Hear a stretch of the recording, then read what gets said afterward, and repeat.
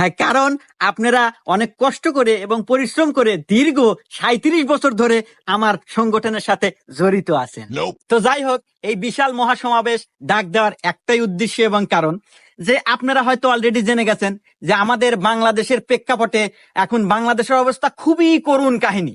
তো আমাদের উচিত একটু দেশ এবং রাষ্ট্র নিয়ে ভাবা, নিজেদের চিন্তা করলে তো শুধু হবে না। আপনারা হয়তো দেখে আসতেছেন যে দীর্ঘ 37 বছর হলো আমরা সবাই গ্রাম পর্যায়ে খেলা করতেছি।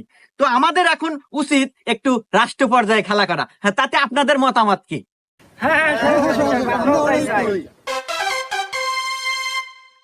তো যাই হোক, আপনাদের উল্লাস দেখে আমার মনটা খুশিতে ভরে গেল, কারণ আপনাদের মনোবল অনেক শক্ত।